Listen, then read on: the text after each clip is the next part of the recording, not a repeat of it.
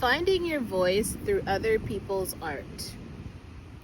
Recently, I watched a video of a young woman explaining that her mom was making her take down all the posters, albums, and images she had on her bedroom walls. As I watched, I found myself thinking about what these items really mean, especially for someone young about to go off to college and still figuring out who they are.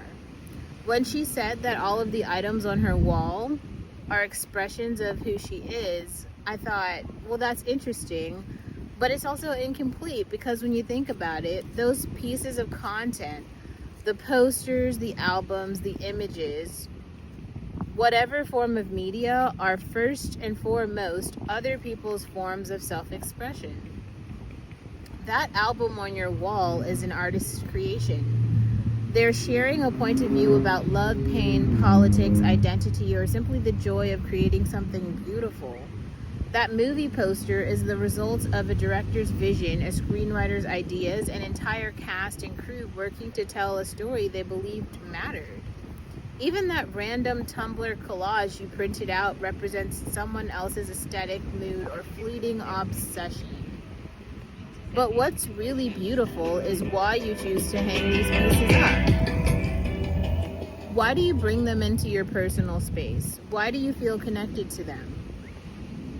When you surround yourself with those works, you're not just decorating a wall, you're curating a collection of messages, perspectives, feelings, and ideas that reflect something inside you, something you might not have words for yet.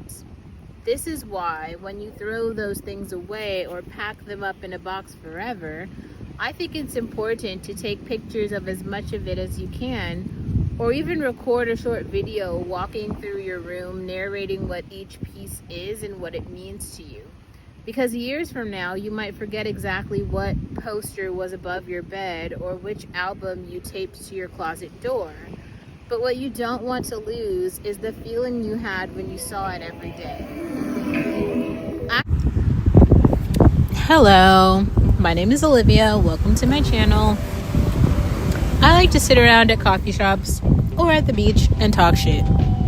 I talk about women's issues, feminism, relationships, but mostly being a Black woman in America and how to survive that. Politically, I'm moderate, even though that seems hard for people to believe. I'm very conservative on issues like immigration, very liberal on other issues like feminism and abortion. Thanks for being here.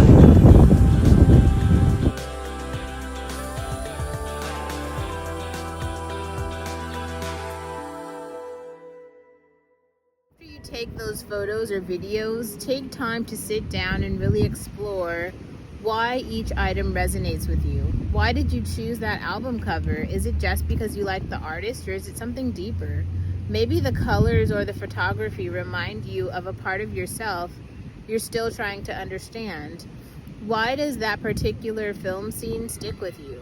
Is it because of the aesthetics, or is there a character in that story you relate to on a level you always articulate to others? What does that quote on your wall actually mean to you right now? And what do you think it will mean? And do you think it will mean the same thing to you in 5 years? When you're young and you're trying to find your voice, exploring art of any kind, whether it's music, film, literature, or painting, can really help you understand yourself. Most people walk through life liking things without ever asking themselves why they like them. They say, I love that movie, but never sit with the question, what is it about the movie that speaks to my soul? They might love a certain aesthetic or style, but they never explore what memories, longings, or identities that aesthetic is reflecting back to them. Doing that work is a huge part of finding your voice. Finding your voice isn't about learning how to express yourself, it's about understanding who you are and what you want to say. And the process of figuring that out often begins with other people's art. Because when you don't yet know how to say something yourself, you seek out people who are saying it for you. You seek out people who put words, images, melodies, and visuals to the chaos that you're feeling inside.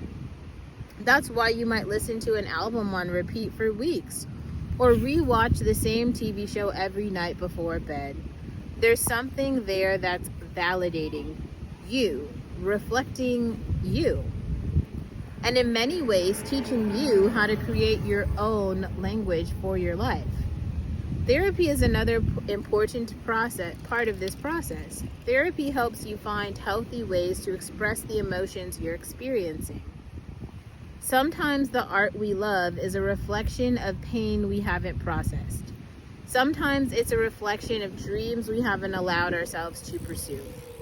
Talking to someone can help you bridge the gap between what you're feeling and what you're able to express in your day-to-day life. As you go into college, you might find that shows like Felicity are useful to watch. I know it's an older show, but it's about a young woman going to college and figuring out who she is. No one's telling her who to be. Shows like that aren't just entertainment, they offer models for thinking about your life. They let you see someone else navigate choices about love, friendship, careers, passions, and identity in a way that might give you language for your own questions. Watching this video and thinking about your situation remind me why film is such a cool major. Film isn't just about entertainment. Film is about learning to communicate feelings and ideas in ways that touch other people. When you study film, you get the chance to ask yourself all of these questions. What do I care about? What am I trying to say?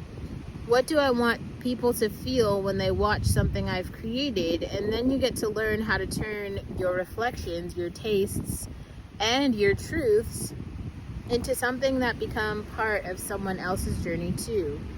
Because in the end, the posters you hang on your wall, the albums you listen to on repeat, the film scenes you quote with your friends, they're not just decorations or passing interests, they're guideposts. They're reminders of who you were at certain moments in time. They're reflections of who you're becoming. And they're also the first sparks that will eventually become your own creations, your own stories, and your own way of expressing yourself to the world.